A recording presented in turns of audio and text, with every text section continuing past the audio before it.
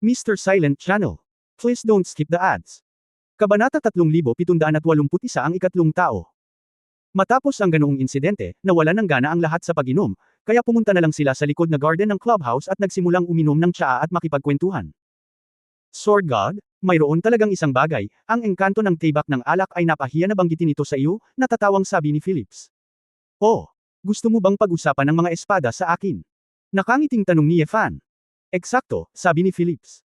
Mapait na ngumiti si Cup Moing, ngayong medyo tao na ako, paano ako mahihiyang makipag-usap kay Brother Yefan? Tumayo si Yefan at sinabing, Brother Cup, sa tingin ko ay magagawa mo ito nang hindi umiinom. Gisingin mo ako at magpakalasing, mukhang pinaghirapan mo. Ang talakayan ng mga espada ay hindi tungkol sa paglilinang, ngunit tungkol sa pananaw at pag-unawa sa mga espada. Ang bawat isa ay may iba't ibang pananaw sa mundo, at may mga merito. Talagang inaabangan ko ito, at tatalakayin ko si Brother Cup. Hindi inaasahang sinabi ni Cup Moing, Brother nakikita ba ninyo ito? Siyempre, lahat tayo ay swordsman, kaya natural na mas binibigyang pansin ko ang iyong mga pagbabago. Hindi ka gumamit ng anumang tulong ngayon lang. Uminom ng tubig, lazing, mulang muna ang sarili mo, malaking pagbabago na ito, nakangiting sabi ni Yefan. Ang katotohanang makakamit ni Bei Moting ang hakbang na ito ay nagpapakita na ang kanyang, lasing na bulaklak na yin, ay talagang tumaas sa isang bagong antas. Bagamat hindi ito maihahambing sa Yefan's Fearless, mayroon din itong kakaibang artistic conception. Hindi ko inaasahan na, sa tagumpay na ito, maaari pa rin akong makapasok sa Magic Eye ng Sword God, then I'm welcome. Si Cup Moing ay napakasigla, at lumipad sa lawa gamit ang kanyang espada. Kuya Yefan, pakiusap. Sumang-ayon kaagad si Yefan, lumipad sa lawa, at naglabas ng lumilipad na espada. Ang paghaharap ng dalawa ay parang pagbabalik sa orihinal na palasyo ng engkanto at pagkikita sa unang pagkakataon. Walang mga sorpresa sa talakayang ito, mahinahong niresolba ni Yefan ang lahat ng mga opens iba. Kahit na hindi mo kailangang linangin, ang dalawa ay hindi sa parehong antas sa mga tuntunin ng mga kasanayan lamang. Gayunpaman, ginamit ni Bei Moing ang lahat ng kanyang kakayahan, at ito ay nakabubusog din. Haha! Napakasaya! Napakasaya! Uminom si Cup Moing ng kalahating pitchel ng alak, tumulo ang luha sa kanyang mga mata. Bagaman ako ay tuluyang natalo, ito ay isang tunay na kagalakan. Ang pakikipag-usap tungkol sa mga espada kasama si Brother Yefan, mararamdaman mo ang walang katapusang kinabukasan ng kendo. Iyon mismo ang gusto ng aking henerasyon. Hinawakan ni Yefan ang kanyang baba at sinabing, sa totoo lang, ang ideya ng swordsmanship ni Brother Cup ay nagbigay inspirasyon din sa akin. Hindi naman talaga ako kasali sa paggabay sa mga kalaban na gumawa ng mga maling paghuhusga. Ito ay nagkakahalaga ng pagsusuri. Mayroon kang kaunting inspirasyon, at si Cup ay wala. Nagsasanay ng walang kabuluhan. Nagulat si Yefan, at bigla niyang napagtanto na ang pagsusumikap ni Cup Moing ay hindi lamang para sa kanyang sarili. Kasama itong mga matandang kaibigan dito, malaki rin ang naging improvement nila. Alam nila na ang kanilang lakas ay hindi makakasabay sa pag-unlad ng panahon, ngunit sila rin ay nagsusumikap at nagsisikap na huwag magpigil. Kung may maitutulong siya sa kanya, kahit konti lang, sobrang saya niya. Naantig si Yefan. Dahil sa tulong ng mga taong ito, naging ano siya ngayon. Pagkatapos mag-chat hanggang hating gabi, lahat ay nagplanong maghiwa-hiwalay. Ngumiti ang Sorcerer King at nagtanong, Sword God, ilang araw mo balak manatili sa ilang sa pagkakataong ito? Ito ay hindi kinakailangan, hindi ito dapat masyadong mahaba, maaari akong pumunta sa ilang para mamasyal, sabi ni Yefan. Kung kaya mo, bakit hindi ka pumunta sa Astrology Tower? Ang matanda ay may gusto akong ipakita sa iyo, sabi ni Phillips. Hinusot ni Yefan ang kanyang mga mata, karaniwang hindi naghahanap ng gulo ang matandang ito. Okay, bakit hindi na lang tayo pumunta ngayon? Napakagaling. Nang makita ito, medyo nabalisa si Liu Qinghao, Brother Yefan, bakit hindi ka pumunta sa Astrology Tower bukas? Ano, busy ka ba? Nagtataka si Yefan.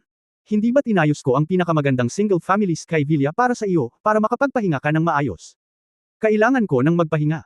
Hindi nakaimik si Yefan. Hindi. Ito. Bulong ni Liu Qinghao, silang apat. Tinawag kita. Saglit itong pinag-isipan ni Yefan, at pagkatapos ay biglang napagtanto, hindi siya maaaring tumawa o umiyak, gusto mo bang bumalik ako? Ang asawa ay pinarusahan sa pamamagitan ng pagluhod sa washboard. Sobrang seryoso ba? Nang hihinayang sinabi ni Liu Qinghao, gaano kabihirang, masyado kang tensyonado ngayon. Ikanaway ni Yefan ang kanyang kamay, hayaan mo silang maghintay, maaari kang magkita, hindi ba ito ay angkop? Okay, bamantong hininga si Liu Qinghao. Kaagad, si Yefan ay direktang nagsumite ng Dragon Shadow Fragmentation. 36 na kuweba ng paraiso, ang Sorcerer King's Astrology Tower. Sa katunayan, ito ang unang pagkakataon na opisyal na pumasok si Yefan sa tore. Halika sa isang malaking gulo na silid sa tore, na puno ng iba't ibang instrumento at mga scroll. Ang Sorcerer King, anong problema? Hindi ka nandito para manghula, tama? Kung ganoon nga, I guess it'll be a near death. Kumuha siya ng scroll at ibinigay kay Ye Fan. Sword God, tingnan mo ito. Binuksan ito ni Ye Fan at nakitang may daan-daang talaan ng panghuhula na nakatala dito. Ano ito? Ito ba ay isang panghuhula para sa akin? Napailing si Phillips. Ang matandang ito ay nahuhumaling sa panghuhula sa buong buhay niya, ngunit gumagawa lamang siya ng panghuhula para sa mga taong interesado siya. Sword God, bagamat mayroon kang espesyal na kapalaran, ang eskrimador ay hindi ako. Kaya, ang mas interesado ako ay ang iyong asawa. Miss Su, aking asawa. Bumilis ang tibok ng puso ni Ye Fan. Seryosong sinabi ni Phillips, oo, ang batas ng iyong asawa, ang Tadana, ay masasabing ang pinaka-inaasam na kapangyarihan ng aming mga manghuhula. Maaari siyang tawaging pinakamakapangyarihang manghuhula sa buong universo sa kasalukuyan, kaya interesado ako sa kanya. Sana maintindihan ng Diyos ng Sword.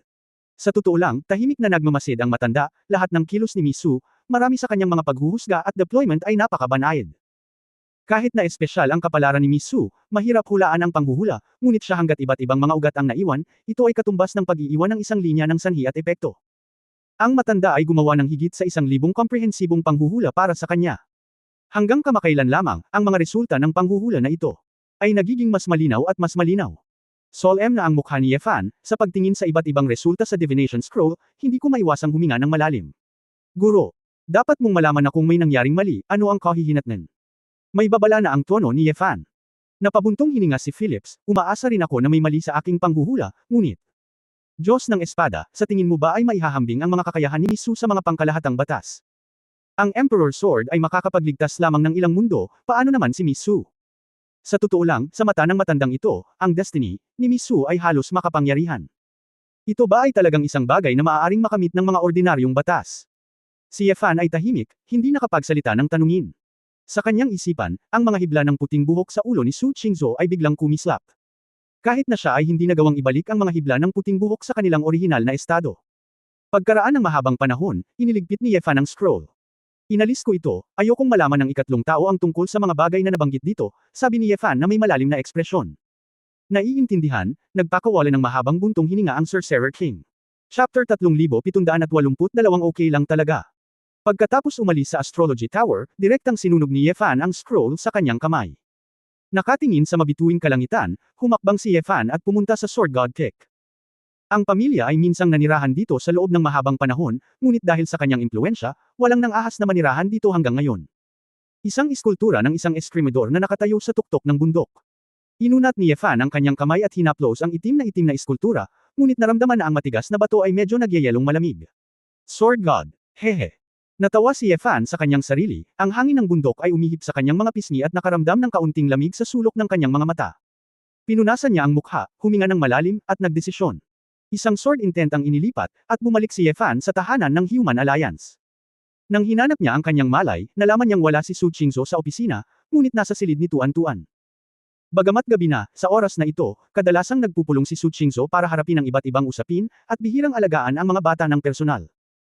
Sa sandaling ito, pumili si Su Qingzhou ng isang magandang maliit na damit para kay Tuan-Chuan, na parang gusto niyang isama ang kanyang mga anak sa isang shopping stands. Ito ay isang mahalagang oras ngayon, at ang labanan ay nalalapit, at talagang hindi karaniwan para sa isang babae na gawin ito. Sumimangot si Ye Fan, pumunta sa opisina ni Su Qingzhou, at nakita si Gu Qing na tumutulong sa ilang mga gawain. Lord Sword God, bakit bigla kang bumalik? Hindi inaasahang tanong ni Gu Qing. Shinger, maganda ba ang kalusugan ni Madam kamakailan? Tanong ni Ye Fan. Nang marinig ito, agad na kumunat ang noo ni Gu Qing at sinabing, medyo pagod ako, at marami akong pahinga pagkatapos ng trabaho kamakailan. Lord Sword God, iniisip ng lingkod na ito na sobrang stress ang prinsesa kamakailan, kaya siguro dapat siyang magbakasyon. Minsan ay iminungkahi ng aliping babae na sumama sa iyo, ngunit tumanggi siya, at ang alipin ay walang pagpipilian. Tumango si Ye Fan at muling nagtanong, bukod sa mga ito, ano pa ang mayroon kay Madam? Maaari mong sabihin sa akin. May napansin si Gu Qing na kakaiba, Lord Sword God, bakit mo ito itinanong ng biglaan? Pakiramdam ko. Sobra kong binabaliwala ang sitwasyon ng aking asawa kamakailan, at gusto kong malaman ang higit patungkol dito, sabi ni Ye Fan. Ngumiti si Gu Qing, mabigat din ang pasanin mo sa iyong katawan, huwag kang tumitigil sa lahat ng oras, at huwag masyadong sisihin ang iyong sarili, maiintindihan ng prinsesa. Siya ay kaibigan ni Madam, ngunit hindi pa niya ito nakikilala. Nanliit ang mga mata ni Ye Fan, stranger. Ano ang pangalan niya? Anong ginagawa mo dito? Hindi nagtagal pagkatapos niyang umalis, dumating ang taong iyon sa opisina. Malamang na napakalakas ng taong iyon, dahil hindi man lang napansin ni Elder Jiang at ng iba pa na pumasok ang taong ito, sabi ni Gu Qing. Nag-isip sandali si Ye Fan, at nagsabi, Xinger, pumunta sa aking Yantian ring saglit. Narinig ito ni Gu Qing, at hindi na nagtanong, at masunarang pumasok sa ring. Kaagad na itinuon ni Ye Fan ang kanyang atensyon, at isang misteryosong kapangyarihan ng gintong dragon ang kumikislap sa kanya. Kasabay ng paglitaw ng isang anino ng dragon, isang pares ng nakasisilaw na mata ng dragon ang tila tinatanaw ang buong kalawakan. Sa ilalim ng paanan ni Ye Fan, ang kapangyarihan ng gintong dragon ay sumasakop sa buong opisina. Ang lawa na tila salamin ay dahan-daang tinapakan ni Ye Fan, at ang mga alon ay bumukas sa daan. Nakalimutang lupa. Habang kumakalat ang mga ripples, nagsimulang dumaloy ang oras pabalik sa buong opisina. 8 Tribulations Asher Dragon Technique, ang Land of Forgotten. Ang paggamit ng trick na ito, sa isang tiyak na lawak, ay maaaring gumawa ng isang tiyak na lugar na dumaloy pabalik sa isang tiyak na tagal ng panahon.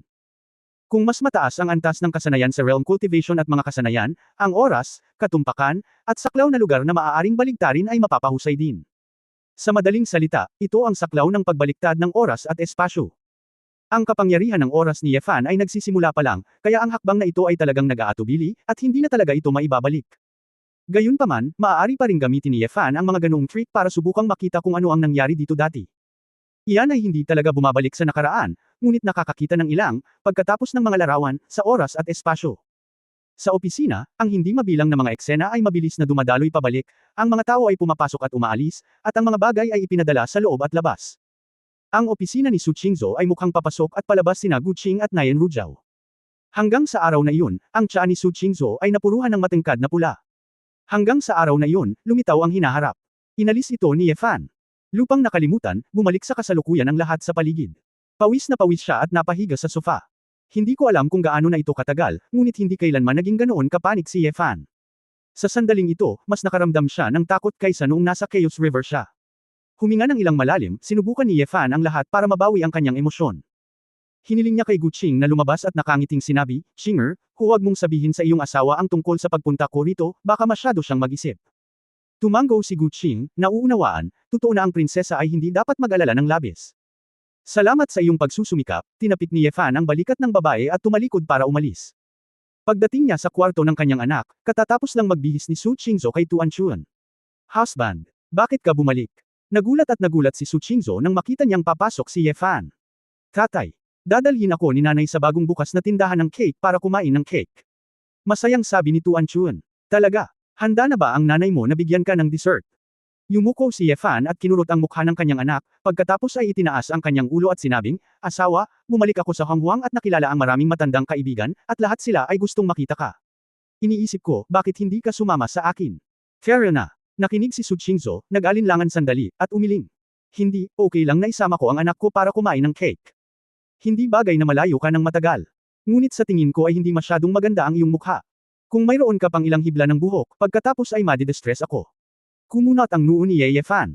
Huwag kang mag-alala, ayos lang ako, bakit hindi ka sumama sa amin mag-shopping? Tanong ni Su Qingzhou. Ayos lang ba? Same time na tanong muli ni Ye Fan. Binigyan siya ni Su Qingzhou ng puting tingin, oo. May malaking bagay. Tapos na ang araw, pwede ka bang maging okay? Ngunit kailangan mong pagsamahin ang trabaho at pahinga. Asawa, sa halip na alagaan mo ako, maaari mo ring isipin kung paano lutasin ang problema. Tanong ng Diyos. Saglit na tiningnan ni Ye Fan ang babae ng malalim, pagkatapos ay ngumiti ng walang magawa, okay, hindi ako mamili, naghihintay pa rin sa akin ang ilang mga matandang kaibigan. Well, busy ka. Tumango si Su Qingzhou. Walang sinabi si Ye Fan, at ang layunin ng espada ay inilipat pabalik sa Honghuang. Pagkatapos mag-alinlangan ng ilang sandali, dumating siya sa City of Innocence, kung saan inayos ni Liu Qinghao ang air villa para sa kanya. Nakabukas ang pinto, at maliwanag ang mga ilaw sa loob. Pumasok si Ye Fan sa eleganteng sala at nakita ang 4 na payat na dilag na may iba't ibang estilo, naghihintay na nakataas ang kanilang mga ulo. Guru. Ang 4 na immortal, Molan, Xinghe, Bellflower at Zhu Tao, ay umiyak sa tuwa nang makita nilang dumating talaga si Ye Fan. Guru, akala ng mga alipin ay ayaw mong pumunta sa amin, nabulunan si Molan. Pilit na ngumiti si Ye Fan, paano, maayos ba kayong lahat? Bagaman ang mga araw ay maganda at libre, ngunit nami-miss ko ang mga araw na naglilingkod ako sa Panginoon, Zhu Tao Duzo. Hindi alam ni Ye Fan kung tatawa o iiyak, kayo, dahil gusto ninyo akong pagsilbihan, hahayaan ko kayong maglingkod ng sapat. Nang marinig ito, ang 4 na Flower Immortals ay kuminang at tumingin kay Ye Fan ng may pag-asa. Kabanata 3783 habang ako ay nabubuhay. Pagkatapos ng kaakit-akit na gabi, nagdala si Yefan ng 4 na engkanto ng bulaklak sa ilang. Ang barbarian na haring si Bukhar ay nagbitiw na ngayon, iniwan ng barbarian na tribo sa kanyang anak na mag-aalaga. Ngayon ang dalawang tribo ng Alguna at Bolkin ay napakamagkatugma, at ang ilang ay napakapayapa. Si Yefan ay nasa damuhan. Nang matagpuan niya si Gilan, nakahiga siya sa lupa, pinagmamasdan ng pag-aanak ng isang magkalat ng marmot. Direktang sinipa ni Yefan ang puwetan ng lalaking ito, pagkalipas ng maraming taon, pinag-aaralan mo pa rin ang ground mouse na ito araw-araw. Kuya, nandito ka agad. Akala ko mananatili ka pa sa City of Innocence ng ilang araw. Lumingon si Ji-lun at ngumiti. Walang masyadong makikita sa lungsod, pareho lang ito sa mga maliliit na pagkakaiba, ngunit namimiss ko ang iyong buhay sa damuhan. Sinabi ni Yefan, sa sandaling magbitiw ka ngayon, maaari kang maging isang zoologist. Masaya ka ba, kuya? Hindi mo ba alam, ito ang karerang hinahangad ko sa buong buhay ko. Iniligpit ni Gilan ang kanyang mga tala sa pagmamasid sa hayop, at pagkatapos ay tumayo at sinabing, Tara, uminom tayo at kumain ng karne. Huwag magmadali, mamili ka muna. Mamili tayo, matagal na akong hindi nakapunta sa wilderness, tingnan natin kung paano ito umuunlad dito, sabi ni Yefan. Ngumiti si Ji-lun at tumango, ayos lang, pumunta tayo sa Kahan Holy Land. Kuya, ikaw pa rin ang mataas na pari ng templo. Ngumiti si Yefan, hindi pa rin ba tinanggal ang titulong ito? Ikaw ang Diyos ng Espada, sino ang nandoon? Mas karapat-dapat ka bang maging mataas na pari kaysa Diyos ng Espada? Masayang sabi ni Gilan. Casual ding pumunta si Yefan sa ligaw na templo sa gitna. Nakita ni Ji-lun ang 4 na immortal na bulaklak sa likod ni Yefan, komandat at sinabing, Kuya, 4 na kasambahay ang dinala ko sa pagkakataong ito. Mukhang hindi ko na kailangang ayusin ang kama para sa iyo. Sumulyap si Yefan, ikaw kung kailangan mong ayusin ito, wala akong opinyon. Hoy, hindi, alam ni Hipag, hindi ito masyadong maganda, ngini siya ni Gilan. Napabuntong hininga si Yefan sa kanyang puso, alam niyang. Mabuti iyon. Pagdating ko sa banal na lupain ng Kahan, ang nakapalibot na lugar ng templo ay mas maunlad kaysa dati. Nang makita ni Namoren at Nabuki si Yefan na paparating, pareho silang nasa sabik at umiiyak, nagpapasalamat sa mataas na pari sa hindi nila pagkalimot. Uminom ang lahat ng camellia tea at pinag-usapan ang nakaraan. Malinaw, ang balita na ang ikalimang asawa ay papalapit na sa wakas ay narinig din dito, at mayroon ding nag-aalala na kalooban sa templo. High Priest, patawarin mo kami sa pagkuha ng kalayaan, nakaisip na ba kami ng paraan para harapin ang katapusan ng araw? Nag-aalalang tanong ni Moren. Mapait na ngumiti si Yefan, may paraan, ngunit kung ito ay maaaring maging matagumpay o hindi ay hindi. Nagsisi si Nabuki, hindi ko inaasahan na kahit ang mataas na pari ay hindi makagawa ng garantiya. Nakita ni Yefan ang kanilang mga ekspresyon, parang may tinatago. May nangyari ba? Tumango si Nabuki, sa totoo lang, dahil sa mga pahayag ng Doomsday, nagpanik ang mga tao sa maraming lugar sa damuhan kamakailan.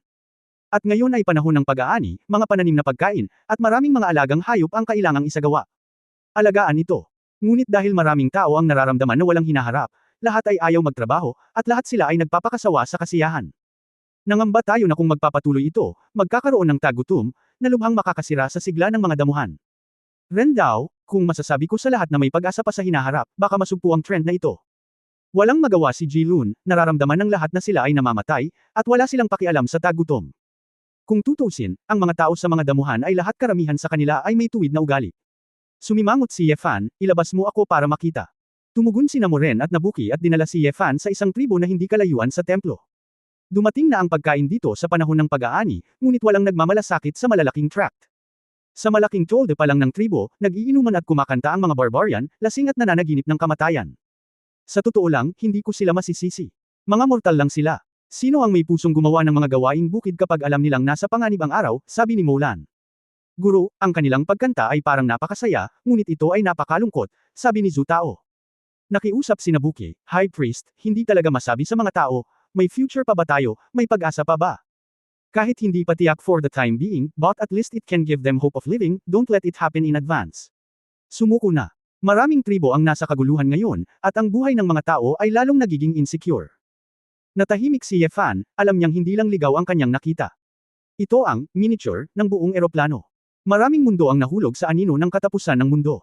Kahit na ginamit niya ang pangalan ng kanyang Diyos na espada upang takutin ang maraming mga tulisan, ang kawalan ng pag-asa sa puso ng lahat ng mga nilalang ay hindi mababawasan. Sa sandaling ito, biglang nakita ni Yefan ang isang matandang lalaki na nag-aani ng mga pananim sa isang piraso ng lupang sakahan. Ang matanda ay tumingin sa kanyang 70s o 80s, at hindi madaling gawin ang trabaho sa bukid. Isang batang apo lamang ang nasa tabi niya, na tumutulong sa pagpulot ng mga nagkalat na uhay ng trigo. Lumapit si Yefan at tumingin ng mabuti saglit. Nang makita ng matanda sina Nabuki at Meren ay halatang kilala niya ang isa't isa kaya dali-dali siyang lumuhod. Matanda, hindi mo kailangang maging magalang. Itinaas ni Yefan ang kanyang kamay at binuhat ang matanda. Hindi kilala ng matandang lalaki si Yefan, kaya napangiti na lamang siya ng may kaba at tumango. Guro ng templo, mayroon ka bang anumang mga tagubilin para sa pagpunta dito? Nagtataka na nagtanong si Yefan, matanda, alam mo ba na darating ang katapusan ng mundo? May mga demonyong lilipad palabas sa mundo ng kamatayan. Kung gayon bakit, nag-aani ka pa rin ng trigo dito, hindi ka ba umiinom at kumakain ng karne tulad ng iba sa tribo? Tanong ni Yefan. Siyempre dahil sa paniniwala sa high priest, di ba? Sabi ni Nabki. Blonde ka ang tingin ng matanda, ano ang kinalaman nito sa mataas na saserdote? Nagbago ang mga ekspresyon ni Namoren at Nabuki, at tumingin sila kay Yefan na kinakabahan. Ikanaway ni Yefan ang kanyang kamay at nakangiting sinabi, matanda, gusto ko lang malaman, ano sa palagay mo? Ang nilunok ng matandang lalaki ang kanyang nanunuyong lalamunan at sinabing, ginagawa ko lang ang dapat kong gawin, ang alam ko lang kung paano magpastol, ako lang ang makakagawa ng gawaing bukid. Alam ko ang katapusan ng araw, at hindi ko na ito mababago. Kami ay ligaw at magulo noon, nang ang mga tribong Alguna at ang mga Bolkin ay lumaban, at sila ay nakipaglaban sa dakilang ekspedisyon. Mainit. Mamaya, tinulungan kami ng barbarong hari at ng high priest na mamuhay ng maayos. Para sa amin, hindi ba't doomsday lang? Ngumiti ang matandang lalaki na may mga kulubot sa kanyang mukha, ang apocalypse na ito, hindi ko rin alam kung kakayanin ko ito. Ngunit kung mabubuhay ako at maubusan ng pagkain, hindi ako maaaring walang kahihiyang pumunta sa barbarong hari o sa mataas na pari. Maghahanda muna ako ng sarili kong rasyon. Kailangan ko laging gumawa ng paraan para mabusog ang tiyan ko. Nang marinig ang mga salita ng matanda, hindi nagsalita si Yefan ng mahabang panahon. Halatang walang ideya ang matanda sa kasalukuyang sitwasyon at maraming malalalim na bagay. Ngunit ang kanyang pag-iisip ay napakasimple, gawin lamang ang kanyang magagawa, at huwag pigilan ang mga taong nasa itaas. Oo, kahit na may iligtas ng Sword God ang mundo, hindi niya kayang pangalagaan ang rasyon ng lahat. Ikaw mismo ang magtanim ng pagkain ito, napabuntong hininga si Yefan. Hindi ba? Ngumiti at tumango ang matanda. Sina Jilun, Moren, at Nabuki sa gilid ay pawang nag-iisip. Hindi ko inaasahan na sa pagtatapos ng araw, ang taong may pinakamalinaw na pag-iisip ay isang matandang magsasaka, sabi ni Gilan na may damdamin. Hanggat ikaw ay nabubuhay, dapat mong gawin ang iyong makakaya upang maging iyong sarili. Ito ang dignidad ng buhay. Wala itong kinalaman sa pinagmulang etniko, mataas man o mababa. Huminga ng malalim si Yefan, at nag-alab ang apoy sa kanyang puso. Kahit para sa kapakanan ng matandang ito at ng kanyang apo, kailangan niyang ipaglaban ang lahat para iligtas ang mundo. Noong gabing iyon, pumunta si Yefan sa tent ng Barbarian King at dumalo sa Barbarian Party. Pagkatapos inumin ang mga espiritu, pumasok si Yefan sa isang hiwalay na malaking tolda sa ilalim ng serbisyo ng 4 na huwasian. Kabanata 3784 ang sarap sa puso ko. Matapos manatili sa Honghuang sa loob ng 2 araw, dumating si Yefan sa Hongming kasama ang 4 pang immortal na bulaklak. Nambola ang 4 na engkanto ng bulaklak, ngunit natural na tuwang-tuwa sila nang masundan nila ang kanilang mga amo. Gabi-gabi, ito rin ay nakalulugod sa lahat ng posibleng paraan, libu-libong mga estilo, hayaan ang Yefan na tangkilikin ito sandali. Ate Su, ikaw talaga. Wala kang pakialam sa kanya. Human Alliance, tahanan ni Yun Cheng. Hindi napigilan ni Shilanyo, tumakbo siya sa harap ni Su Qingzhou at nagreklamo sa babae. Si Su Qingzhou ay nakaupo sa isang solong sofa, tahimik na nagbabasa ng libro. Masyado nang lalayo si Kuya Yefan, huwag na tayong sumunod. Naghahanap pala ito ng ligaw na bulaklak sa labas.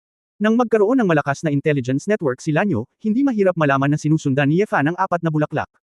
Si Molan at ang iba ay itinuturing na mga matandang kakilala, hindi ba't hindi nararapat ang mga ligaw na bulaklak.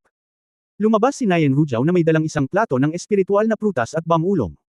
Sister Jillian, masyado kang mapagbigay. Kung gayon bakit hindi ka dapat kunin ni Brother Yefan, kundi kunin sila? Tanong pabalik ni Shilanyo. Biglang nagpakita ng hinanakit si Nayen Rujao, kung hindi kami kunin ng asawa mo, wala kang magagawa. Inilibot ni Shilanyo ang kanyang mga mata, pagkatapos ay lumapit kay Su Qingzhou, at gumawa ng isang maliit na ulat, Sister Su, alam mo. Ano ang mas sobra? Hindi siya pinansin ni Su Qingzhou. Pumunta sila ngayon sa Hongmeng, kaya pumunta agad doon si Xiao Wang. Wala na si Xiao Wang, pati ang kawalang interes ni Jian Yuzo ay nawala. Malinaw na galit si Jian Yuzo kay Brother Yefan, bakit napaka-aktibo mo ngayon? Sa wakas ay ibinaba ni Su Qingzhou ang libro at lumingon kay Shilanyo. Xiaoyu, kailan kumalat ang iyong intelligence network sa Hongmeng?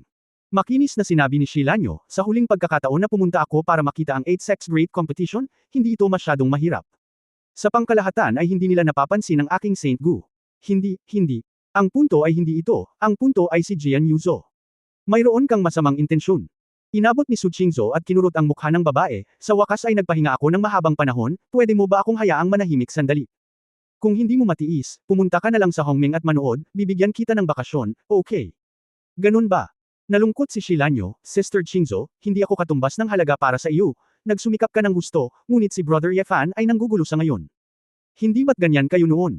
Nakadikit ba? Nakangiting saway ni Su Qingzhou. Iba na. Iba talaga this time. Galit na sinabi ni Shilanyo, hindi niya iniisip na walang paraan para iligtas siya, kaya hahayaan niya ang kanyang sarili at pumili kung ano ang kakainin. Hindi magiging ganito ang asawa. Siya ito ay isang emperador, paano ka aamin ng pagkatalo? Hindi nasisiyahan si Nayan Rujiao. Naninindigan ako para kay Jillian, hindi ganoong tao si Yefan. Bumalik si Ning Zimo mula sa labas sa oras na ito at sinabing gusto lang niyang mag-relax. Kung gayon, tulungan natin siyang makapagpahinga, bakit mo hinahanap ang mga babaeng iyon? Hindi nasisiyahan si Shilanyo. Siguro hindi lang siya makatanggi. At saka, na-pressure siya kamakailan at wala ng panahon para mag-isip ng sobra, sabi ni Ning Zimo. Bumaba si Xiao Ziner sa mga oras na ito, palagay ko ay makati ang kanyang balat. Ilang araw na ang nakalipas, isinama ni Qingzhou si Tuan upang kumain ng cake, at hindi niya ito sinamahan. Pinilit niyang bumalik sa party kasama si Hua Xian. Talaga, kumunat ang noo ni Ning Zimo. Pwede pa rin ba itong peke? Sinabi sa akin ng Candlelight na talagang gusto niyang makisali sa araw na iyon, sabi ni Xiao Ziner. Tingnan natin, sasabihin kong sobra si Brother Yefan. Sabi ni Shilanyo. Nang marinig na maraming kapatid na babae sa pamilya ang patuloy na nagtatalo, naramdaman ni Su Qingzhou ang pagkirot sa kanyang ulo. Tama na. Pwede bang tumahimik kayong lahat? Ubo. Ubo. Hindi napigilan ni Su Qingzhou na umubo ng marahas pagkatapos niyang magsalita. Su Qingzhou, anong problema mo? Ayos lang, nasasakal ako. Tinakpan ni Su Qingzhou ang kanyang bibig at muling ibinaba ang kanyang kamay. Napansin ni Xiao Ziner na may mali, lumapit siya at hinawakan ang braso ni Su Qingzhou. Tiningnan niyang mabuti at nakitang may bakas ng dugo sa palad ni Su Qingzhou. Bakit ka dumudugo? Bulalas ni Xiao Ziner. Medyo pagod lang, ayos lang, sabi ni Su Qingzhou. Lahat ng mga katabi nilang babae ay humakbang, kinakabahan. Qingzhou, itigil mo na ang pagbibiro, paano naging posible ang pagsusuka ng dugo dahil sa pagod? Sister Qingzhou, hayaan mo akong suriin ito para sa iyo. Nagmamadaling isinakripisyo ni Shilanyo ang banal na guo at sinimulang subukan ang buong katawan ni Su Qingzhou. Hindi makatanggi si Su Qingzhou, kaya kinailangan niyang hayaang panoorin ito sandali ni Shilanyo. Xiaoyo, kamusta? Blanco ang sinabi ni Shilanyo pagkatapos suriin, mukhang hindi problema, medyo mahina lang, pero hindi ito magsusuka ng dugo. Sinabi ko na, medyo pagod lang, huwag kang mag-abala, sabi ni Su Qingzhou. Hindi ito normal. Hahayaan kong pumunta si Yao Wei, Butcher at Madam Meng at tingnan. Sabi ni Xiao Ziner, at nagmamadaling makipag-ugnayan sa kanya. Hindi nagtagal ay nakauwi na si Yao Wei Xian at ang mag-asawa mula sa grupong Gui. Hindi lang iyon, pagkatapos malaman ng balita, si Du Yuner, Ling Yuwei, Feng Yaoying at iba pang mga babae ay nagmamadali ring bumalik. Gayunpaman, pagkatapos suriin si Su Qingzhou, nalaman lamang niya na ang kanyang katawan ay medyo mahina at walang iba pang sintomas. Paano ito mangyayari? Ito ay hindi makatwiran, sabi ni Yao Wei, pinunasan muna ang kanyang balbas. Oh, bakit hindi makatwiran, gusto mo kaming isugod sa kamatayan? Nag-aalalang sabi ni Xiao Ziner. Ngumisi si Yao Wei Xian at sinabing, Mrs. Ziner, hindi ko masabi kung bakit, dahil talagang magkasalungat ito. Ang ganitong uri ng pulso ay hindi naririnig. Abnormal talaga, hindi magsusuka ng dugo ang ganyang senyales, nataranta rin ng Butcher. Binigyan siya ng aking matandang babae ng gamot, kain muna tayo, sabi ni Madam Meng. Nakakakita ng ilang mga medical na masters, walang magagawa, at lahat ng kababaihan ay nasa isang mabigat na puso. Huwag kabahan, naiintindihan ko ang sarili kong sitwasyon, maaaring ito ang paraan ng paglinang ng walang salita na mga kasulatan, na medyo apektado, sabi ni Su Qingzhou. Hindi, kailangan kong hayaang bumalik kaagad si Brother Yefan, dapat niyang malaman ang tungkol dito. Direktang idinil ni Du Yuner ang numero ni Yefan anuman ang nakaharang. Yuner, anong problema? Tanong ni Yefan. Kuya Yefan, nasaan ka? Bumalik ka kaagad. Anong problema? Nagsasanay ako sa isang lugar sa Hongmeng. Hoy! Sa kalagitnaan ng Yefan, doon nagmula ang kakaibang boses ng isang babae. Parang may sinusubukang pigilan. Narinig na ng lahat ng babae ang kanilang pagkakakilanlan, kaya parang boses ni Jian Yuzo. Nagsusuka ng dugo si Qingzhou. Ikaw, anong ginagawa mo sa labas? Nanginginig sa galit si Du Yuner, na parabang sa unang pagkakataon sa kanyang buhay, nawalan siya ng galit kay Yefan. Dugo. Natahimik si Yefan ng ilang segundo, ano ang problema? Sino ang nanakit sa kanya? Ano na naman ba ang itatanong mo? Ganun ka na ba kabagbag loob sa babaeng yan? Xiao Ziner hinawakan niya ang telepono at sumigaw. Ngumisi si Yefan at sinabing, I see, babalik ako. Agad na ibinaba ni Yefan ang tawag pagkatapos niyang magsalita. Ang mga mukha ng mga batang babae ay hindi masyadong maganda, at ang bahay ay tahimik ng ilang sandali. Ngumisi si Su Qingzhou, alam niyo na ngayon kung ano ang naramdaman ko noon. Kabanata 3785 Huwag maglakas loob na magtanong. Qingzhou, I'm sorry, medyo nabulunan ang boses ni Nayan Rujiao. Sinasabi ko lang na may problema, walang hiya talaga si Jian Yuzo. Dati, malamig at malamig ang itsura niya, tapos pinost niya sa likod. Galit na sabi ni Shilanyo. Ang bastos na ito, bakit hindi pa siya bumalik? Maaari siyang bumalik na may isang pag-iisip, bakit hindi niya matiis ang asong iyon? Naikuyong ni Xiao Ziner ang kanyang mga kamay. Huwag kalimutan, nandoon din si Xiao Wang, hindi ito lang para na matipid sa gasolina, malamig na ngumuso si Ling Yue. Dapat mong sabihin kay nanay, ito ay sobra na, sabi ni Feng Yaoying na nakakunot ang noo. Umiling si Su Qingzhou, huwag kang makipagtalo, napakaraming seryosong bagay na dapat gawin, huwag masyadong mag-alala tungkol sa gawaing bahay na ito. Mayroon kang seryosong negosyo sa iyong puso, sa palagay ko hindi siya masyadong nag-aalala. Galit na sabi ni Xiao Ziner. Hihilingin ko kay Yunyao na bumalik. Gamit ang teknolohiya, maaaring malaman ni Yunyao ang ilang mga problema, sabi ni Ning Zimo. Napabuntong hininga si Su Qingzhou, whatever. Kasabay nito, Hongming Universe. Sa isang tahimik na patio, lumilipad ang mga talulot. Hey! Si Jian Yuzhou ay nakahiga sa kanyang tiyan sa isang sheet ng malambot na kawayan. Si Mo Lan, sa kabilang banda, ay minasahe siya ng mahusay na mga diskarte. Komportable ka ba? Pinutol ni Ye Fan ang komunikasyon at nagtanong pabalik. Anong klaseng teknik ito? Pakiramdam ko lamambat ang buong katawan ko, sabi ni Jian Yuzhou. Isa lang itong ordinaryong kabayo na pumapatay ng manok, masyado kang ignorante, sabi ni Ye Fan. Talagang may enjoy mo, no wonder dinala mo silang apat, sabi ni Jian Yuzhou. Narinig ito ng apat na huwasiyan, at medyo may hinanakit ang kanilang mga mukha. Nitong mga nakaraang araw, naisip nila na maaari silang magkaroon ng magandang relasyon sa amo. Dahil dito, gusto lang ng may-ari na magpamasahe sila araw-araw, at hayaan din silang manood ng ilang profesional na video para matuto. Matapos itong sundin ng ilang araw, ang iba ay hindi nag-improve, ngunit ang mga pamamaraan ay nag-mature na isa-isa. Gayunpaman, kasama rin sa paglilingkod sa master ang pag-aaliw sa mga kaibigan ng master, kaya nagsikap din ang apat na huwasiyan. Tito, I entertain sana namin kayo, pero hindi ko inaasahan na na-entertain kami. Isa pang kawayan ang nahulog, at si Xiao Wang ay gumagawa ng mock exhaustion habang nakataas ang kanyang tiyan. Kahit na hindi niya alam kung para saan ang mga maiinit na bagay dito, napakabait ni Ye Fan at hindi siya naglakas loob na tumanggi. Nasaan ang hipag ko, may magagandang bagay, natural na hahayaan ko kayong maranasan ito ng aking pamangkin. Mapait na ngumiti si Xiao Wang, pagkatapos, kapag natapos na natin ang mock exhaustion na ito, pinapatay ng kabayo ang manok, bakit hindi ka pumunta sa lugar ko? Huminga ng malalim si Ye Fan at nag-aatubili ng ngumiti. Hindi na kailangan, babalik ako mamaya. Mukhang masama ang pakiramdam ni Madam. Masama ba si Su Qingzhou? Saka bakit nakatayo ka pa dyan? Hindi ba ikaw ang pinakakinakabahan sa kanya? Naguguluhan si Jian Yuzhou. Sandali lang. Sabi ni Ye Fan sa mahinang boses. Ano pang hinihintay mo? Walang sinabi si Ye Fan. Pagkaraan ng ilang sandali ng katahimikan, tumayo siya at sinabi, kayong apat ay naghihintay dito. Ako ay pupunta at babalik, at ipagamot ang aking hipag at pamangkin para sa akin. Yes, Master, sagot ng apat na dawaksiyan sa utos. Inilipat lang ni Ye Fan ang kanyang sword intent at umuwi. Sa sandaling ito, naiinip na naghihintay ang mga babae. Hiniling ni Chu Yunyao kay Xing Wumi na magdala ng ilang testing equipment at ginagawa ang buong body check kay Su Qingzhou. Kamusta na? Ano ang sitwasyon? Humakbang si Ye Fan at nagtanong. Bakit ka bumalik? Huwag masyadong malapit sa mag-inang mag-ina. Ngumisi si Xiao Ziner. Kuya Ye Fan, napakalayo mo talaga sa pagkakataong ito. Sinabi sa iyo ng lahat na wala sa mabuting kalusugan si Qingzhou, ngunit nagdadabog ka pa rin. Nagalit din si Du Yuner. Mapait na ngumiti si Ye Fan. It's not what you think, we're just doing massage. Massage. Isa kang sinungaling. Saway ni Xiao Ziner. Ye Fan, kahit na wala kaming karapatang pag-usapan ng tungkol sa iyo, talagang nagsusumikap si Qingzhou. Stop joking, seryosong sabi ni Feng Qinglan. Tumango si Ye Fan na nahihiya at hindi na nagsalita pa. Sa oras na ito, tiningnan ni Chu Yunyao ang data ng inspection at sinabing, medyo mahina lang ang katawan ko, ngunit hindi ko alam ang dahilan, kailangan kong sabihin. Ito ay isang uri ng sub-health. Sub-health. Ngunit kami ay mga magsasaka, paano ito mangyayari? Tanong ni Ling Yue. Ang tanging naiisip kong posibilidad ay tinamaan ako ng isang uri ng lason na hindi natin alam, ngunit kung ganoon nga, wala akong magagawa tungkol dito, sabi ni Chu Yunyao. Brother Ye Fan, gamitin ang wuswang para tingnan. Tingnan kung nakikita mo ang problema, mungkahi ni Wu Yeshang. Tumango si Ye Fan, nagsagawa ng wuswang, at muling tiningnan ito. Hindi ko makita ang problema, ngayon lang talaga samuka ng dugo ang asawa ko. Maaari pa ba akong magsinungaling sa iyo? Hindi kami gaanong abala. Walang magandang hangin si Xiao Ziner. Sumimangot si Ye Fan at sinabing, mukhang ang puting buhok sa ulo, dapat ay sanhi ito ng labis na paggamit ng batas ng destiny. Miss, huwag mo nang pakialaman ng rules, ilang beses ko nang sinabi sa'yo, pero hindi ka lang nakikinig. Tumugon si Su Qingzhou, I see. Hindi nasisiyahang sinabi ni Ling Yue, sa palagay mo ba gustong gamitin ito ni Xiao Shu? Hindi ba niya ito magagamit? Kung hindi dahil sa kanya, mananalo kaya ang laban ng mga demonyo? Maaari bang takutin ang mensahero ni Hongmeng? Maaari ba ang nahuli ito ng Seven Eternals? Si Ye Fan ay mukhang sobrang irritable, at ang kanyang boses ay tumaas ng husto.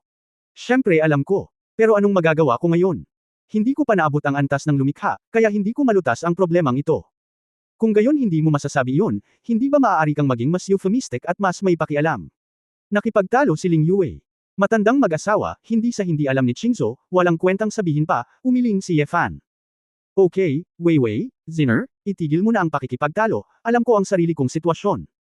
Tumayo si Su Qingzhou, may meeting ako sa hapon, wala na kayong lahat, nagawa ko na ang lahat ng inspeksyon na dapat gawin, okay lang ako.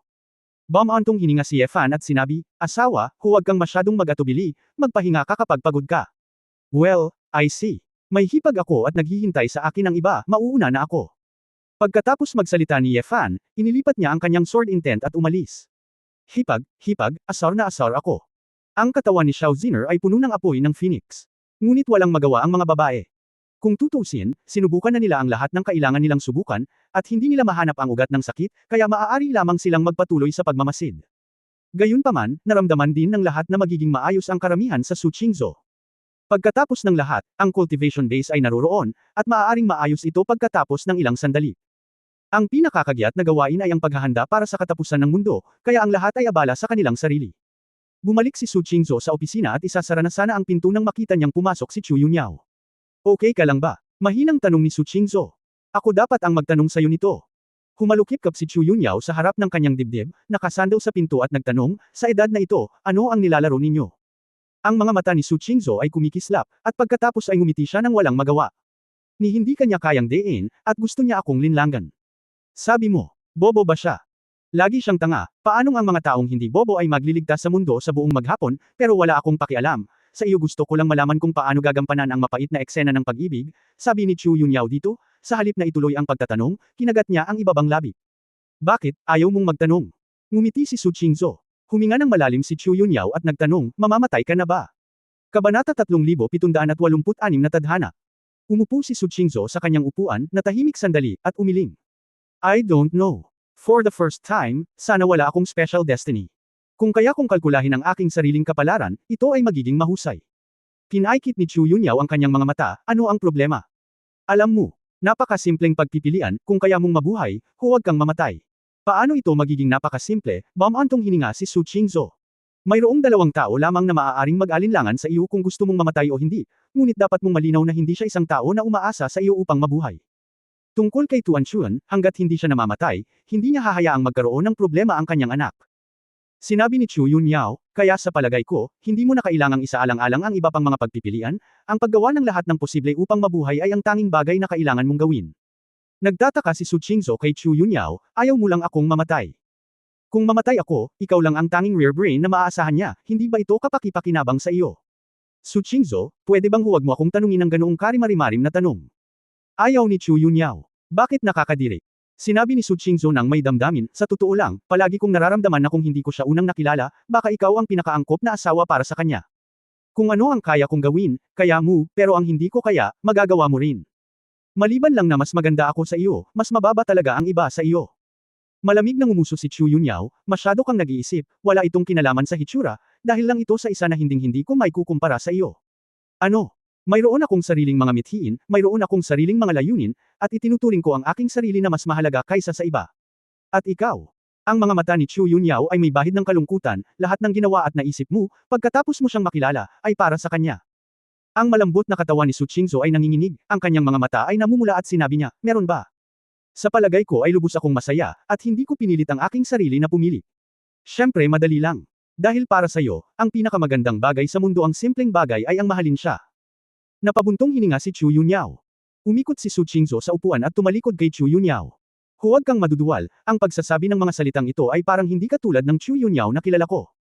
Hindi ko magawa ang mga katangahang tanong na maramihang pagpipilian, at hindi ako ang Su Qingzhou na kilala ko. Tumalikod si Chu Yunyao, papunta sa pinto, lilinuin ko muna sa iyo, kahit mamatay ka, hindi kita papalitan, dahil may sarili akong pagsasaliksik, at hindi ko tutulungan ang tanggang iyon na linisin ang kalat.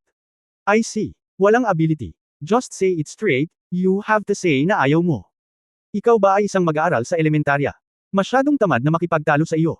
Umiling si Chu Yunyao at naglakad palayo.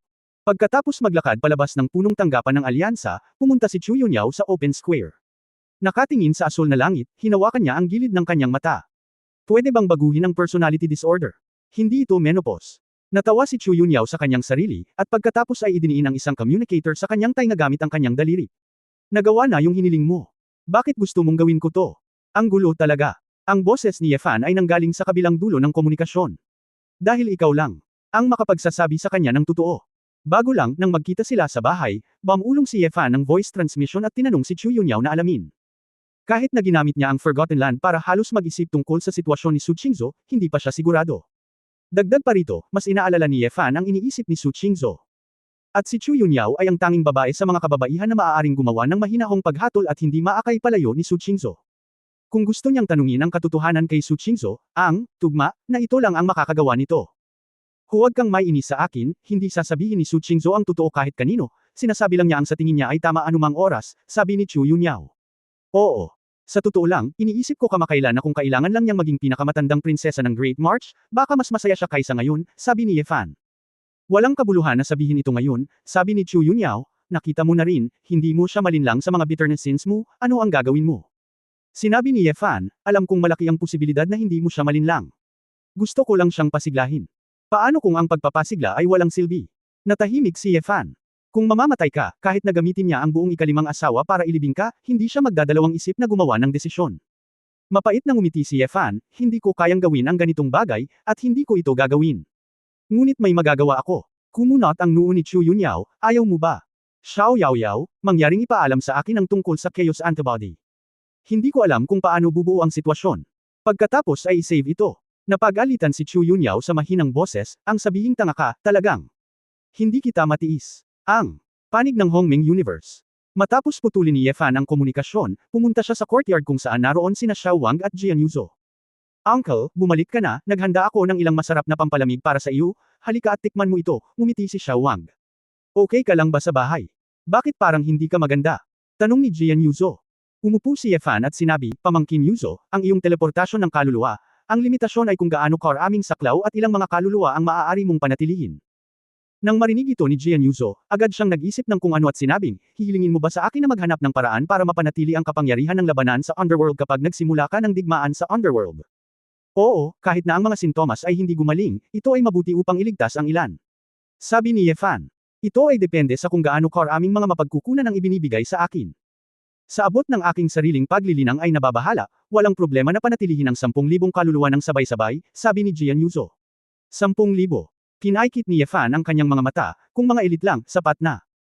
Napawi ang ngiti ni Xiao Wang, at seryoso siyang nagtanong, Tito, kung tatanungin mo ito, sa palagay mo ba ay tatamaan ka na ng Underworld? Ngumiti si Ye Fan, hindi ko alam kung kailan aatake ang Underworld. Ngunit mangyayari ito maaga o huli. Sa halip na maghintay dito, plano kong. Sa susunod ay si Juyuan ang magkukusa sa pag-atake. Malaki ang pagbabago sa mukha ni Xiao Wang, ano? Tio, bababa ka pa ba? Jin. Tumingin din si Yuzo kay Ye Fan na parang multo, nababaliw ka na ba? Sa tingin mo makakalabas ka ulit? Oo, sa akin in terms of coming out again, it is not impossible. Matigas na sinabi ni Ye Fan, ang grupo ng mga tunay na Diyos na nakikipaglaban sa Underworld sa Mingkuan ay ang pinakamalaking pag-asa sa Underworld. Kung bababa ako ngayon, maaari kong iligtas ang ilan sa kanila at mapangalagaan ang higit pang lakas sa pakikipaglaban. Kung ang grupo ng mga tunay na Diyos ay namatay ng maraming beses ng maaga, kung gayon sa sandaling ang hukbo ng mga multo at mga hayop ay umatake, magiging mas mahirap para sa mundo na manatili. Ang natigilan ang mag-ina doon, ngunit wala silang mahanap na anumang bagay na pabulaanan. Sa katunayan, tulad ng sinabi ni Ye Fan, sa makatwiran at madiskarteng paraan, ang mga tunay na Diyos at hayop na iyon ang pinakamalaking pag-asa. Di ba sabi mo gusto mong sirain ang sikreto ni Kai Tian? Sumuko ka na ba? Tanong ni Jian Yuzo. Mapaglarong ngumiti si Ye Fan, sa kabaligtaran. Kung hindi ka pupunta sa Underworld, paano mo may-verify ang sikreto ng Opening the Sky? Sigurado ba talaga si Uncle? Gulat na sabi ni Xiao Wang. Ang magagawa ko lang ay gawin ang aking makakaya. Laban sa tadhana, mataimtim na sabi ni Ye Fan. Kyushu, isang tavern sa Hilaga na may mga snowflake. Mamili, isa pang kaldero ng mainit na alak. Sigaw ng isang mahabang buhok na nakasuot ng itim na trench coat. Guest officer, nakaupo ka na. Sa tindahan namin ng ilang araw, hindi pa dumadating yung kaibigan na hinihintay mo. Kaya kakaiba. May hinihintay daw, pero hindi pa nakikita ang taong naghihintay. Bakit, okay lang bang hayaan kang magnegosyo? Nakangiting tanong ng lalaki. Mabuti naman pero sinong hinihintay mo hindi mo ba siya mock-contact ng diretsyo? Ang taong hinihintay ko ay dapat mahanap mag-isa, kung hindi. Wala itong kabuluhan, sabi ng lalaki na may misteryosong ngiti. Napakamot sa ulo ang may-ari ng tindahan at tatalikod na sana para umalis nang makita niya ang isang lalaki sa Qingyi na naglalakad palabas ng tindahan, pamilyar ang itsura. Ha! Nanlaki ang mga mata ng tindera, at bigla niyang nakilala ang tao, Jian. Lord Sword God. Kabanata 3787 hindi isang malaking pagbaril. Marahil ang ilang mga tao sa mundo ng mga tao ay hindi kilala ang Sword God, ngunit ang mga tao sa Kyushu ay masyadong pamilyar sa Sword God. Not to mention that there are statues and portraits of Sword God everywhere, I have seen it many times just in live video. Huwag kang matuwa, peke ako, casual na sabi ni Ye Fan. Nang marinig ito ng may-ari ng tindahan, tuwang-tuwa siyang tumawa, palagay ko rin, itong kapatid na ito, halos magkamukha kayo. Marami na akong nakitang sword gods, at ikaw ang pinakamabilang ko. Propesyonal, ngumiti si Ye Fan. Oo, ikaw ay may ugali ng isang Diyos ng espada, at talagang napaka-propesyonal mo. Nag-thumbs up ang tindahan. Umupo si Ye Fan sa tapat ng lalaking nakaitim at nagbuhos ng isang baso ng mainit na alak. Bakit mo sinasabing peke ako? Kahit sabihin kung totoo ako, hindi naman siya maniniwala, pero mas magulo. Tahimik na sinabi ni Ye Fan, sa pagkakataong ito ay wala kang rebulto, tila naniniwala ka na hindi kita papatayin. Ang lalaking nakaitim sa kanyang harapan ay ang nagpunta para hanapin si Su Qingzu ilang araw na ang nakalipas. Napangiti ang kinabukasan, ang layunin ng pagpatay ay palaging ang pinakamaunlad noong una kayong magkita. Hindi ka ba napatahimik ng husto kapag nakita mo ako sa pagkakataong ito?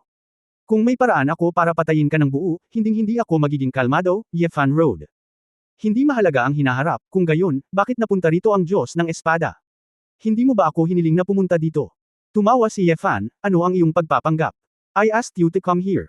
Bakit mo naman nasabi? Ngumiti ang kinabukasan at sinabing, hindi ikaw ang hinihintay ko. Huwag kang lumapit, pumunta ka sa aking asawa at sabihin ang mga salitang iyon na tila para sa kanya, ngunit sa katunayan ito ay para sa akin. Oh, kumunot ang noo ni Miko, paano mo nasabi? Si Ye Fan ay humigop muli ng alak at sinabi mo na hindi mo kukunin ang binhi ng emperador sa kanyang katawan, may dalawang dahilan, ang isa ay ang walang salita na kasulatan, at ang isa ay dahil sa takot sa akin. Tumango si Future. Maaaring maniwala ang aking asawa, ngunit sigurado ako na hindi ka haharanggan ng wordless book. Ang wordless book ay misteryoso, ngunit ito ay produkto ng mundong ito, kahit na ito ay nilikha ng Emperor Foxy. Ito ay maihahambing sa Chaos Clock. Ngunit maging ang Chaos Clock, sa kawalang hanggan at sa mata ng lumikha, ay hindi isang bagay na hindi matukoy. Kaya, kapag sinabi mong mahalaga sa iyo ang walang salita na kasulatan, sinasadya mo lang iyon. Ang tingin ni Ye Fan na si Leng Jun ay nagsabi, alam mo, nakabisado ko na ang ilang oras, kaya maaari kong imbestigahan kung ano ang sinabi mo noong araw na iyon. At malalaman ko rin kung ano ang itsura ng katawan mo ngayon. Through these clues, I found you. Ibig sabihin, sinasabi mo sa akin na ang tanging dahilan upang hindi makitungo sa aking asawa ay dahil sa ako. At the same time, ipaalam mo ito sa akin ng kusa, para maupo ako alang-alang sa asawa ko. Bumaba ka at kausapin kita. Natahimik sandali si Future, at sa wakas ay sinabing may ngiti, oo, walang salita mula sa langit, ngunit walang kinalaman sa kataas-taasang tao. Pero Miss Su, hindi ito puro dahil sa iyo, the Sword God, for part of the reason, we really appreciate her. Mataimtim na sinabi ni Ye Fan, hindi ako naniniwala sa iyo. Walang hanggan, ano ang gusto mo sa akin? Upang iligtas si Su Qingzu, ang tanging pag-asa sa kasalukuyan ay ang kawalang hanggan.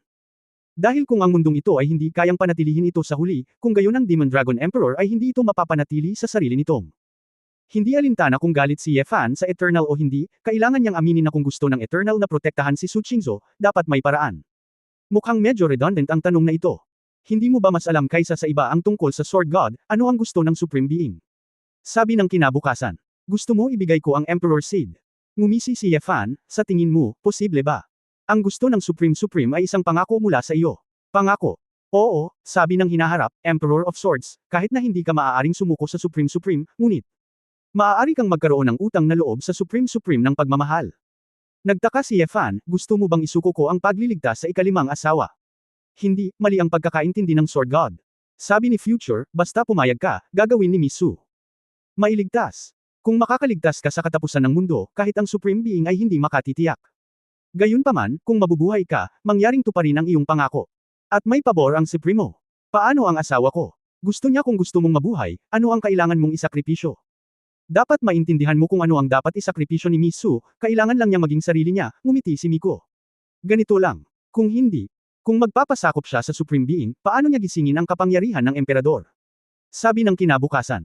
Alam ni Ye Fan na ang kawalang hanggan na ito ay tiyak na naglalaman ng masamang tubig, ngunit sa kasalukuyang sitwasyon, wala siyang masyadong mapagpipilian. Mayroon pa bang iba sa kawalang hanggan na nangangailangan ng tulong ko? Umiling si Future, mayroong hindi mabilang na malalakas na tao na handang maglingkod sa kataas-taasang tao. Ibig sabihin, isa lang akong pagpipilian para sa kawalang hanggan. Bagaman hindi mo gustong marinig ito, ngunit maiintindihan mo ito, sabi ng hinaharap na may mahinang ngiti. Hinawakan ni Ye Fan ang baso ng alak at natahimik ng mahabang panahon. Hindi ako gagawa ng mga bagay na labag sa aking puso at sa ilalim ng mga prinsipyo para sa kawalang hanggan, sabi ni Ye Fan. Matagal nang nahulaan ng Supreme na gagawin mo ito, makatitiyak ang Sword God, at hinding-hindi haamon ang iyong bottom line ng mga prinsipyo, sabi ng hinaharap. Natawa si Ye Fan sa kanyang sarili at sinabing, hindi ako sigurado kung makakaligtas ako sa sakuna na ito. Ang kawalang hanggan ay isang sugal. Hindi ba nag-aalala ang Sword God, kapag namatay ka, ligtas ba talaga si Miss Su? Siyempre. Mag-alala, ikaw ay isang grupo ng mga hayop kung tutuusin, walang awang sabi ni Ye Fan. Tapos ikaw pa. Hanggat mabubuhay ang aking asawa, sulit ang sugal na ito, sabi ni Ye Fan. Ngumiti nang may pag-unawa ang kinabukasan at tumango, kung gayon, sana ang Diyos ng Espada ay makagawa ng isang himala. Sana makita-kita muli sa ilang sandali. Kinusot-kusot ni Ye Fan ang kanyang mga mata at sinabing, ikaw ang, kinabukasan, pagkatapos ay pumunta ako sa iyo ngayon, maaari bang hinulaan mo ito? Ang panlasa ng dula sa hinaharap, siguro ang Diyos ng Espada ay hindi naniniwala dito, bagaman mayroon akong pinakamataas na kakayahan sa pagkilala, ngunit bihira kong gamitin ito. Oh! Kapag ang mga bagay na naranasan at ang sanhi at epekto na nakita ay umabot sa isang tiyak na antas, hindi na kailangang hulaan ang pag-unlad ng maraming mga sitwasyon sa lahat. Ang itinuro ni Future ang kanyang ulo, sa lahat ng nararapat na paggalang, hindi maaalis ng lahi ng tao ang ganitong uri ng bagay. Ang mga emosyonal na species, madaling hulaan kung paano ka pipili. Tumalon ang mga kilay ni Ye Fan, at sumili sa kanyang mga mata ang isang pagpatay na layunin. Gayunpaman, pagkaraan ng ilang sandali, tumayo si Ye Fan. Wala nang iba, alis muna ako, isa lang ang hiling ko, at least bago ako mamatay, hindi pwedeng maging okay ang asawa ko. A flash of surprise flashed in the eyes of Future, but he still nodded. Agad na binasag ni Ye Fan ang isang dragon shadow at lumabas sa light years. Pagkaalis ni Ye Fan, ang hinaharap ay tahimik na naglabas ng isang maliit na eskultura mula sa kanyang mga braso, na siyang Eternal Emperor. Ngayon lang, orihinal nitong inakala na papatayin muli ito ni Ye Fan para ilabas ang kanyang galit habang walang sculpture. Ngunit hindi ko inaasahan na pansamantalang aalisin ni Ye Fan ang kanyang layunin sa pagpatay. Mali talaga ang hula ko, handa ako sa wala, ungol ng kinabukasan. Isa talaga itong Sword God. Napagtanto ng may-ari ng tindahan na nang mapagtanto, lumuhad siya sa lupa at napaluha, nakakahiya. Wala akong kinunan ng litrato. Ngumiti si Future at nakangiting sinabi, ang may-ari ng tindahan, para sa paglilibang sa akin ng ilang araw, maaari akong kumuha ng litrato kasama ka. Ikaw. Hindi nagustuhan ng shopkeeper, maraming tao ang kilala ng Sword God, hinintay mo siya ng napakaraming araw bago dumating ang Sword God. Hindi ka malaking tao. Matigas ang mukha ni Future, at mapait na ngumiti, maganda ang paningin ng may-ari ng tindahan. Ang punong tanggapan ng Human Alliance. Shinzo, ano ang dapat kong gawin ngayon? Bakit napaka-impulsive ng asawa ko? Nagmamadaling pumasok si Nayen Rujao sa opisina ni Su Qingzhou na may pag-aalala sa kanyang mukha. Nagtaka si Su Qingzhou, ano ang nangyari? Ano ang nangyari sa iyong asawa? Hindi mo alam. Nagulat si Nayen Rujao. Napailing si Su Qingzhou ng walang laman, isang masamang premonition ang namumuo sa kanyang puso. Napabulala si Nayen Rujao, hindi niya ito napag-usapan sa iyo. Ang asawa ko ay lamusong muli sa Juyuan. Ano? Ang magandang mukha ni Su Qingzhou ay namutla, at ang panulat sa kanyang kamay ay direktang nahulog sa lupa. Kabanata 3788 Matandang Kaibigan. Hindi lang iyan, maraming kapatid din ang pinabagsak ng asawa, mukhang agrabyado si Nayen Rujao. Hindi naman kasi siya makakasama. Sino pa ang ibinaba niya? Hindi inaasahang sinabi ni Su Qingzhou. Si Ziner at Yuner, Xinglan at Suso, pati sina Weiwei, Jenner, Xiaoyu at Ayer, lahat ay bumaba. Sabi ni Nayen Rujao, sinabi ng asawa na kung sabay silang bumaba, mapapabuti nila ang kanilang lakas sa lalong madaling panahon. Makakatulong pa rin ako. Para sa iilan sa amin, dahil may mga bagay pa rin na dapat managot, at kung wala kaming maitutulong, hindi namin kami kukunin. Naguguluhang tanong ni Nayen Rujao, bakit hindi sumama sa iyo ang asawa ko? Sabihin mo, alam ba niyang pipigilan mo rin siya, kaya sinadya niyang itago ito sa iyo. Matapos kumalma si Su Qingzhou, may bahid ng pait sa kanyang mukha. Pinipilit niya akong magdesisyon. Pinipilit ka. Anong ibig mong sabihin? Ibig sabihin ay gusto niyang si Qingzhou na lang ang mag-isip tungkol sa sarili niya ngayon. Si Bai Chenluo ay pumasok mula sa labas sa sandaling ito, kasama ang matagal nang nawawalang dumplings na nakapatong sa kanyang mga balikat. Naiwan ka sa labas. Ano? Tungkol sa Yantian Ring. Tanong ni Su Qingzhou. Natural, siya ay ibinaba niya. Bumantong hininga si Bai Chenluo, pupunta siya sa Juyuan para ilabas ang mga totoong Diyos na iyon. Ilabas mo sila. Mapait na ngumiti si Su Qingzhou, hindi ko alam kung ano ang sitwasyon ngayon. Malinaw na sinusubukan niyang magpakamatay. Ang mga mata ni Bai Chenluo ay puno ng pag-aalala, hindi niya sinabi sa akin kung bakit siya biglang nagdesisyon, dahil ba sa iyo? Hindi sumagot si Su Qingzhou, at patuloy na nagtanong, Prinsipe Gao at Mian, bakit hindi tayo bumaba ng magkasama? Siyempre hindi sila babalik, hiniling ni Ye Fan na protektahan tayo, at pumayag si Prince Gao. Dinampot ni Bai Chenluo ang mga dumpling at sinabi din ni Ye Fan, hayaan ang mga dumpling na samahan ng grupo, ito ay magbibigay sa iyo ng karagdagang layer ng seguridad. Humikab ang dumplings at parang medyo walang pakialam, sa huli, hindi naman ito mamamatay. Ipinaliwanag ni Ye Fan ang mga bagay na ito, parang wala na siya ng tuluyan, sabi ni Bai Chenluo na nakakunot ang noo. Talagang hindi niya inaasahan na babalik siya, sabi ni Su Qingzhou. Qingzhou, may problema ba sa katawan mo? May napagtanto si Nayan Rujiao. Saglit na natahimik si Su Qingzhou, at sinabing, malalaman ninyo ang mga dahilan ng lahat, ngunit bago iyon, gusto kong mapag-isa sandali. Nakita ng dalawang babae na sinabi ito ni Su Qingzhou, at tumigil sila sa pagtatanong, kaya kailangan muna nilang umalis sa opisina. Natahimik ang opisina. Lumapit si Su Qingzhou sa malaking floor-to-ceiling window at tumingin sa malawak na mataong tanawin sa labas ng bintana. Ngunit ang walang katapusang kasaganaan, na bumabagsak sa kanyang mga mata sa oras na ito, ay tila walang kabuluhan at nawala ang kulay nito. Sa una, may dalawang landas sa harap niya. Ang isa ay upang harapin ang sakuna sa katapusan ng mundo kasama si Ye Fan. Buhay man o kamatayan, at least palagi silang magkasama. Ang isa pang paraan ay ang humanap ng paraan para mabuhay muna, anuman ang huling resulta ni Ye Fan. Ngunit ngayon, dinala ni Ye Fan ang iba pang kababaihan sa Juyuan, at hiniling kay Prinsipe Gao at Mian na protektahan ang mga natitirang miyembro ng pamilya at mga anak na babae.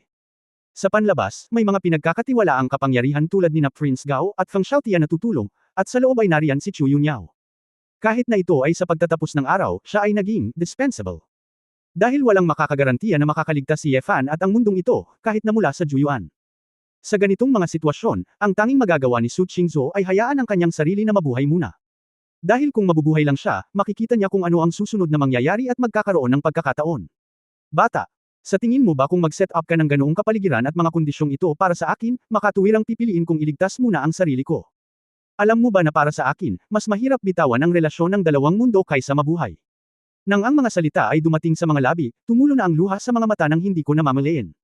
Bakit ka umiiyak? Sinuntok ni Ye Fan si Xiao Jin sa ulo. Hindi mo ba gustong mabuhay at mamatay kasama ko sa East Emperor Ruins? Bakit ka iiyak kapag pumunta ka sa Juyuan? Guro, pinili kong manatili sa East Emperor Ruins, ngunit ikaw ang bumaba sa Juyuan. Kinaladkad mo ako dito. Sabik na sabi ni Little Jin, hindi ba pwedeng manatili na lang ako doon at alagaan ang hostess at ang iba patulad ni Kuya Min? Malungkot na tingin ang bumungad sa mukha ni Ye Fan, at ang kanyang puso ay kumirot. Mistress mo, hindi mo na kailangang alagaan. Bakit? Nasaan lahat? Galing ang kalokohang ito. Tren. Mabuti ako. Itinuro ni Ye Fan. Ibinaba ni Xiao Jin ang kanyang ulo, ngunit medyo mayabang na sinabi, Guro, isa rin akong Qinglong, isa lamang Juyuan at Huangquan, yin lang. Kahit sa Mingquan, para akong isda sa tubig. Ikaw Qinglong, ginagamit ko ang dragon. Sa pilitan itong dinala sa iyo ni Qi, matagal na akong nakasama, at hindi pa lumilipos ang Azure Dragon Tribulation, kaya may mukha pa ring sasabihin. Pinandilatan ni Ye Fan ang taong ito at sinabing, kung babaguhin mo ang isang dragon na mas mapagkompetensya, kailangan mong umahan para sa 3 kapigatian. Tapos na. Huminto si Xiao Jin, halatang hindi masyadong kumbinsido, ngunit hindi siya nang ahas na tumanggi.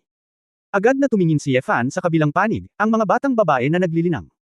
Gumamit si Ling Yue ng Flint Compass para i-set up ang Promise Universe Array sa labas, at ang mga babae ay nag-practice kaagad ng adaptability. Hindi maintindihan ni Ye Fan ang kapangyarihan ng oras noon, ngunit ngayon ay maaari na niyang tingnan muli ang walang katapusang hanay na ito, at makitang napakabilis ng daloy ng oras dito. Likas na hindi nauunawaan ni Ling Yue ang kapangyarihan ng oras, ngunit maaari niyang direktang maimpluwensyahan ang kapangyarihang ito sa pamamagitan ng mahika ng Kiman. Nadama ni Ye Fan na sa pamamagitan ng mga prinsipyo ng pamamaraan ng Kiman, maaari niyang matutunan ito ng mas mahusay at gumamit ng iba't ibang kapangyarihan ng may kakayahang umangkop. Habang si Ye Fan ay maingat na nanunood, si Xiao Ziner ay nagmulat ng kanyang mga mata at naiinip na sinabi, hindi ko na kaya. Nakarating ka na sa Juyuan, bakit ang boring mo? Mabango Ye Fan, ang yin na ito ay wala talaga. Dumiretso tayo sa ibaba, ang pagpatay sa mga multo at hayop ang pinakamahusay na kasanayan. Ate, ano ang ikinababahala mo? Kami ay mga babaeng Phoenix at natural na pinigilan si Yin Shi, ngunit kailangan pa rin ni Weiwei at Ayer ng oras. Walang magawang sabi ni Du Yuner. Oo, mag-practice pa tayo ng ilang araw, anyway, may time difference, hindi tayo magtatagal, Xiao Waisu said. Nang imulat ni Lan Yu ang kanyang mga mata, medyo nag-aalala pa rin siya, Brother Ye Fan, kung bumaba tayo ng hindi sinasabi kay Sister Qingzhou, okay lang ba siya? Napabuntong hininga si Ye Fan, ibinaba kita para lang sa kanya. Sa katunayan, ikinalulungkot kita, at hinahayaan kitang samahan akong magdusa. Naiwan ka sa bahay, hindi ka makakapunta sa larangan ng digmaan, naghihirap ka, sabi ni Feng Qinglan na nakapikit. Sumang-ayon ang mga babae at sabay-sabay na tumango. Napangiti si Ye Fan, talagang hindi niya inaasahan na ang kultibasyon ng mga kababaihan ay bumuti ng gusto sa panahong ito. Bagamat may tulong si Yuan Jidan, kailangan din ang kanilang dedikasyon at pagsusumikap. Makalipas ang mahigit 10 araw, malayang nakagalaw ang mga babae sa dilaw na bukal, at naging normal ang kanilang paghinga. Pinuri ni Shilanyo ang isang Yin Transformation Gu para sa bawat isa sa kanila, na maaaring mabilis na baguhin ang Yin Chi sa sariling paglilinang, at ang epekto ay kamangha-mangha. Noon lamang nalaman ni Ye Fan na ang banal na Gu ni Shilanyo ay mabilis na makakaangkop sa iba't ibang kapaligiran. Sa ganitong paraan, pagkatapos lumabas, magkakaroon ng isa pang magandang paraan upang labanan ang Yin Chi. Gayunpaman, sa mga araw na ito, medyo kakaiba din ang pakiramdam ni Ye Fan. Bagamat si Huang Quan ay kabilang sa mas mataas na antas sa Juyuan, ang Yin Chi ay mas malakas ngayon kaysa dati. Makatuwiran na mayroong higit o mas kaunting mga multo at hayop, ngunit hindi pa sila nakatagpo ng isa. Hindi alam ni Ye Fan kung swerte ba o may nangyari talaga. Pagkatapos magsanay ng ilang paraan ng pagprotekta sa sarili sa mga oras ng krisis kasama ang mga babae, nagplano si Ye Fan na umalis. Sa wakas oras na para bumaba, papatayin ba natin ang haring multo? Tuwang-tuwa si Xiao Ziner. Huwag kang mag-alala, bago ako bumaba, gusto kong makita ang ilang mga matandang kaibigan at magtanong ng isang bagay. Palagi kong nararamdaman na ang oras na ito ay hindi tama. Sabi ni Ye Fan. Matandang kaibigan. May kaina-hinalang tanong ni Feng Qinglan, Ye Fan, may mga kaibigan ka ba dito? Sino? Sila ba? Ngumisi si Ye Fan, ang mga nasa underworld ay natural na patay na tao. Kabanata 3789 na kamangha-manghang pagtuklas. Ang sinabi ni Ye Fan ay natural na ang tribong Hansang na matatagpuan sa Hanquan. Bago siya nanatili roon, sinadya niyang maghulog ng espada, kung sakali, isang araw ay kailangan niyang dumaan. Sa hindi inaasahan, kapag ito ay talagang kapaki-pakinabang. Hiniling ni Ye Fan ang mga babae na pumasok sa ring, at pagkatapos ay inilipat ang layunin ng espada. Sa nagyayelong malamig na tagsibol, muling lumapit si Ye Fan sa pamilyar na estatwa ni Emperor Xuanyuan. Ngunit tumingin siya sa kaliwat kanan, at natigilan nang makitang isang grupo na lang ng matatanda, mahihina, may sakit at may kapansanan ang natitira sa tribong Hansang. Ang tribo ng 10 tahanan at 9 na bakanteng espasyo ay wala na ang kapaligiran ng buhay na dati. Sumimangot si Ye Fan, kung makatagpo sila ng alon ng mga multo at hayop, hindi na mabubuhay ang matanda at ang bata hanggang sa wakas. Matanda, anong nangyari dito? Pumasok si Ye Fan sa bahay ng isang patay at nagtanong ng diretsyo sa punto. Nang makita si Ye Fan, ang patay na matandang lalaki ay nagpakita ng pagtataka, at hinawakan ang kamay ni Ye Fan ng nanginginig. Ikaw si Lord Ye Fan na dumating sa oras na iyon. Hindi inaasahang sinabi ni Ye Fan, matanda, naaalala mo ba ako? Of course you do. Natalo mo si Shili. Napaluhod ang matanda at nagmakaawa. Sinabi, Panginoon Ye Fan, mangyaring iligtas ang aming tribo. Nagmamadaling tinulungan ni Ye Fan ang matanda at tinanong kung ano ang nangyayari.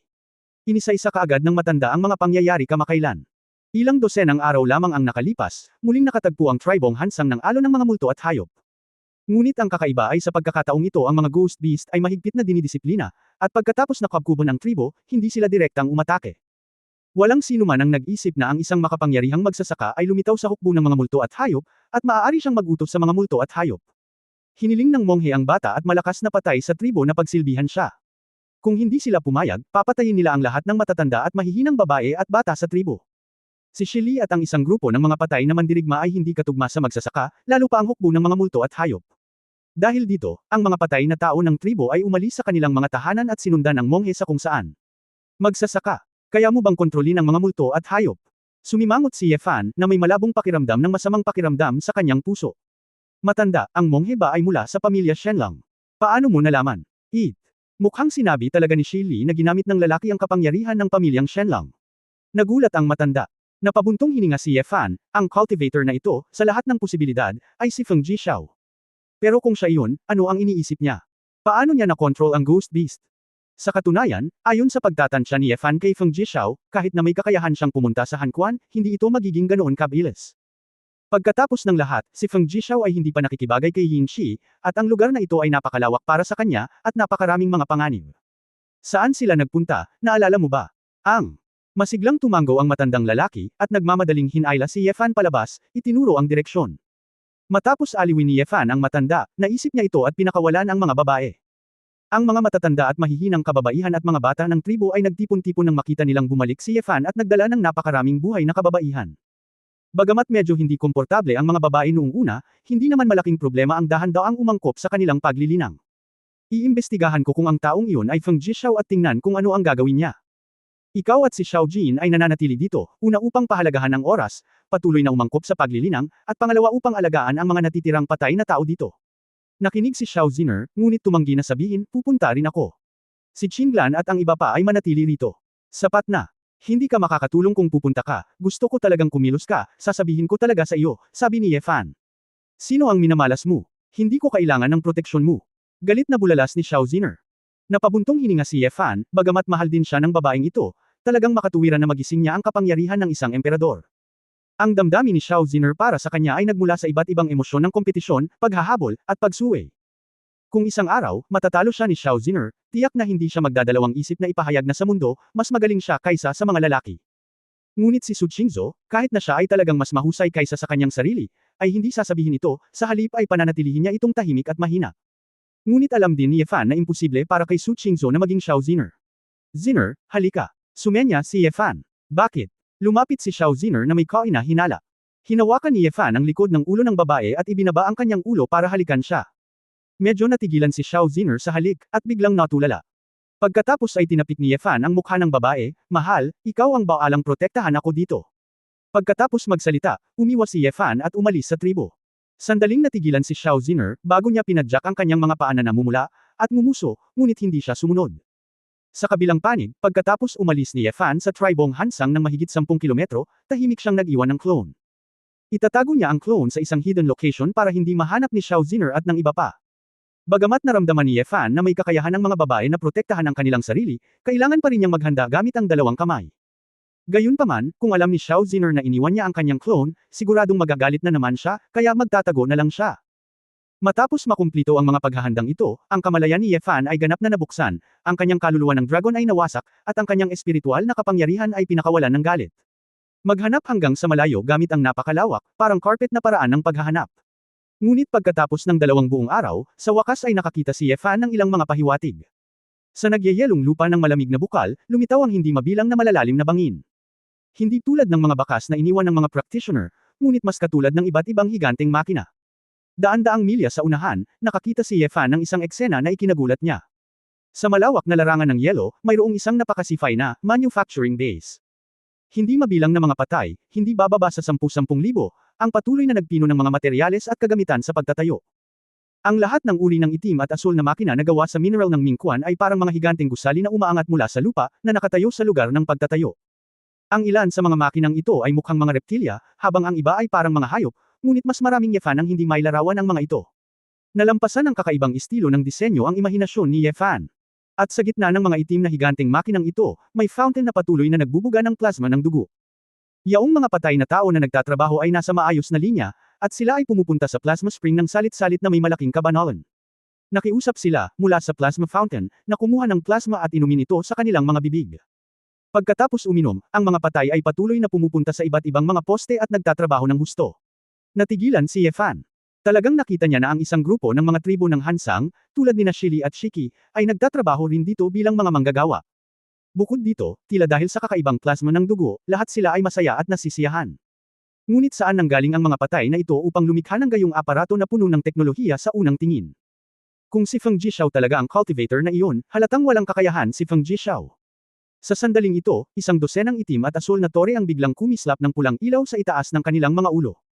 Tulad ng isang dosenang malalaking eyeballs, ang kanilang mga mata ay kumikinang sa posisyon ni Ye Fan. Nalaman ko ang sarili ko.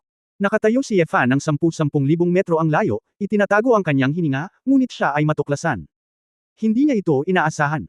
Ang tanging paliwanag ay ang mga device na iyon, gamit ang scientific at physical detection mode, ay makakadetect ng anumang abnormal na pagbabago sa paligid.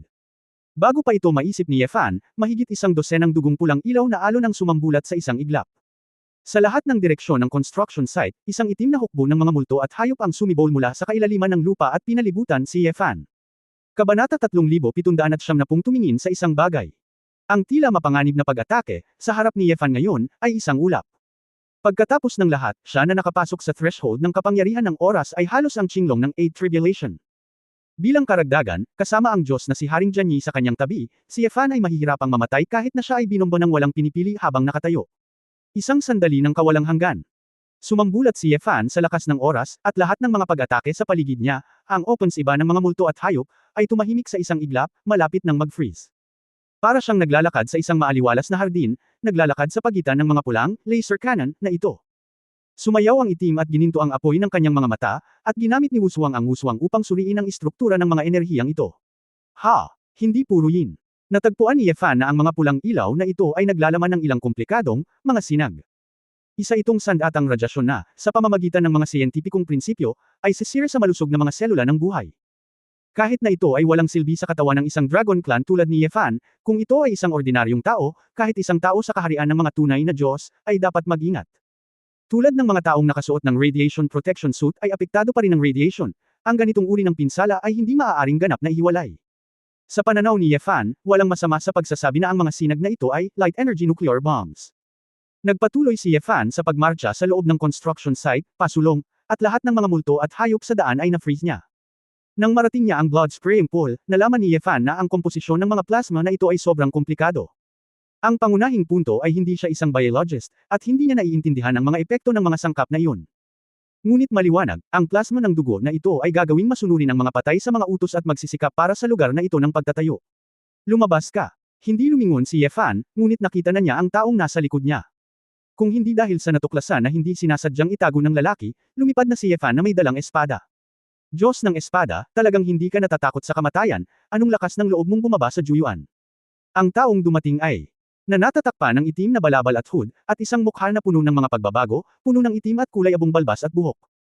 Feng Jishao, ikaw ba talaga ang kumidnap sa mga patay na ito? Nahulaan na ni Yefan, kaya hindi nakakagulat na makita ang kakilala na ito. Higit pa rito, walang gaanong taong malayang makagalaw sa harap ng kanyang moment eternity. Si Feng Jishao ay mukhang mas matanda, at kitang-kita na ang kanyang buhay sa ilalim ni Juyuan ay hindi madali. Ngunit siya ay isang asul na dragon ng 8 kalamidad. Kahit isang tao na asul na dragon ay hindi maaaring mamatay. Kailangan lang niyang mag-adapt. Kung sasabihin ko sa iyo, napilitan din akong maging walang magawa, maniniwala ka ba? Tanong ni Feng Jishao. Hinusot ni Yefan ang kanyang mga mata, wala akong kakayahang sukatin ka, para magawa mo ang mga kakaibang bagay na ito. Ito, ang sibilisasyon ng mga lumang Diyos. Mga lumang Diyos. Sumimangot si Yefan. Oo, inaangkin nila na sila ang mga Diyos na natitira sa huling sibilisasyon. Biglang naalala ni Yefan na may sinabi si Master Lu, maaaring ang sinabi niya ay ang mga Ghost Emperors at Ghost King sa Underworld. Ang mas matanda, sa huling sibilisasyon. Tumango si Feng Jishao, malamang ganito, kung hindi, hindi ko maipaliwanag, saan nanggaling ang mga makapangyarihang lalaki na ito. May ginagawa ka ba para sa kanila ngayon? Tanong ni Yefan. Mapait na ngumiti si Feng Jishao, Sword God, kahit nakagawa ako ng hindi mabilang na masasamang bagay, sa iyong paningin, si Feng Jishao ba ang uri ng tao na magtataksil sa sangkatauhan? Hindi ba? Siyempre hindi. Feng Jishao ay tila medyo nagalit, mayroon akong sariling dignidad. Ang aking ilalim na linya ng mga prinsipyo. Ang dahilan kung bakit ka nagtatrabaho para sa mga halimaw na iyon ay para lang makilala mo ang iyong sarili at ang kaaway, at hindi ko sila kayang labanan ng mag-isa. Nagtanong si Yefan, kung gayon, sabihin sa akin, ano ang ginagawa dito? Ang mga patay na taong ito ay umiinom ng plasma ng dugo. Ang parehong bagay, ano ito? Nang pinalayas ako sa Juyuan ng Asher Dragon Divine Beast, gumalagala lang ako noong una. Pagkatapos kong subukang mag-cultivate, nakahanap ako ng pagkakataon na ipaghiganti ka. Ngunit sa paglipas ng mga araw, napagtanto kong imposibleng malampasan kita sa buong buhay ko, at marami na akong nagawang pagkakamali. Sa sandaling iyon, isang dagwang halimaw ang lumitaw sa harapan ko. Sinabi nito sa akin na ito ay Lam. Isa sa mga lumang Diyos ng huling sibilisasyon. Hanggat handa akong inumin ang dugo nito, maaalis ako nito. Natural na ayaw kong uminom ng isang bagay na kasuklam-suklam, ngunit hindi ako sanay sa underworld, o sa kalaban nito. Sa desperasyon, kinailangan kong sundin ang kaayusan nito, at pagkatapos inumin ang dugo nito, gagawin ko ang mga bagay para dito. Nagtaka si Yefan, ano ang silbi ng pag-inom ng dugo nito? Mukhang may mga espesyal na kakayahan ng matandang Diyos na iyon, at ang plasma ng dugo ng kordero ay magpapasigla at makapangyarihan sa mga mananampalataya, na lumilikha ng isang pakiramdam ng pagtitiwala. Sa sandaling ipagkanulo mo ang iyong sariling mga paniniwala at hindi ituloy ang pag-inom ng dugo ng kordero, ito ay mabubulok. At kamatayan. Bumantong hininga si Feng Jishao, ang ganitong uri ng plasma ay talagang nakakahumaling, ngunit maaari ko talagang supuin ito ng dugo, ngunit hindi ito isang malaking problema. Pagkatapos ay hinahayaan kang mag-recruit ng mga patay na tao at lumikha ng mga ito para sa kanila. Kagamitan. Oo, tumango si Feng Jishao at sinabi, mukhang hindi makakabuo ng hukbo ang mga matandang Diyos na iyon, at makokontrol lamang ang mga ghost beast na ito. At umaasa sa mga ghost beast, imposibleng magmina at magtayo ng kanilang mga sandata at kagamitan ng mga lumang Diyos. Kaya hinayaan nila ako bilang isang ahente, kumuha ng sapat na mga patay na tao sa itaas na 4 na palapag, at magtayo ng 12 base ayon sa impormasyong ibinigay nila. 12 base. Natigilan si Ye Fan, may 12 ganoong base. Mataimtim na sinabi ni Feng Jishao, oo, sa katunayan, hanggat may sapat na tao, hindi mahirap magtayo.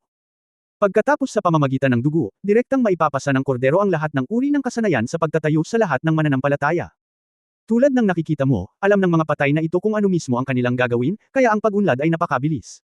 Sumimangot si Ye Fan, ano nga ba ang sinusubukang itayo ng matandang Diyos? Itong mga nakakasakit na armas lang. Umiling si Feng Jishao, sumama ka sa akin, may ipapakita ako sa iyo, at mauunawaan mo. Pagkatapos magsalita, nang hindi naghihintay na magsalita si Ye Fan, humakbang na si Feng Jishao patungo sa isang napakaitim na malaking column building.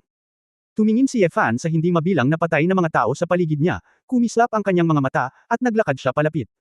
Tribong Hansang. Bakit ang tagal ni Kuya Ye Fan? Mahigit 1 buwan na. Nag-aalala si Du Yuner. Iyon ay dahil nasa promise formation tayo at 2 o 3 araw na lang sa labas, nakangiting sabi ni Ling Yue. Sa sandaling ito, biglang itinaas ni Xiao Jin, na laging nakaidlip, ang gripo. Guardian, gising ka na. Kakain ka na naman. Tanong ni Shilanyo. Nang imulat ni Xiao Jin ang kanyang mga mata, si Wode ay lumipad palabas ng porma sayon at bumangon sa hangin. Ngunit sa sandaling ito, sa itaas ng tribong Hansang, isang malaking black-gray na hadlang ang biglang pumaligid sa buong tribo. Isang pag-atake ng kaaway. Tumayo si Feng Qinglan na may malungkot na ekspresyon. Si Xiao Ziner ay lubos na nasa sabik, ang kanyang buong katawan ay lumiwanag sa apoy ng phoenix, sa wakas ay kawili-wili. Ang mga patay na tao sa tribo ay nagtago na sa bahay sa takot. Gusto mo bang bitag din ako, Lord Xiao Jin? Sumigaw si Xiao Jin, nagbabalak na puwersahang lusutan ng itim at kulay abong barrier. Ngunit sa sandaling ito ay tumama, nalaman na ang hadlang ay hindi matibay, ngunit napakalambot. Para siyang bumulusok sa kumunoy, pilit na nagpupumigla si Xiao Jin, ngunit ang kanyang katawan ay patuloy na nababalot at naipit. Ang marahas na enerhiya nito ay nagkalat at nasisipsip sa itim at kulay abong bagay na ito. Paano ito nangyari? Iniligtas ako ng mga mistress. Gatlang M. Nawala ang momentum ni Xiao Jin sa isang iglap, sumisigaw at umiiyak para humingi ng tulong. Itong hanggal na dragon. Alam ko kung paano ipadala. Galit na galit si Xiao Ziner kung kaya't ang itim na gintong emperador na si Feng Yan ay naging isang matalim na talim at inihagis ang isang dosenang sumisikat na apoy ng phoenix patungo sa posisyon ni Xiao Jin. Banayad na talam. Ang apoy ng phoenix ay damapo sa enerhiya ng itim na abo, na mabilis na nagdulot ng isang evaporation effect, at isang malaking halaga ng enerhiya ang natunaw. Ngunit nang hindi naghihintay na maging masaya ang mga batang babae, ang enerhiya ay mabilis na napunan at ang hadlang ay naayos.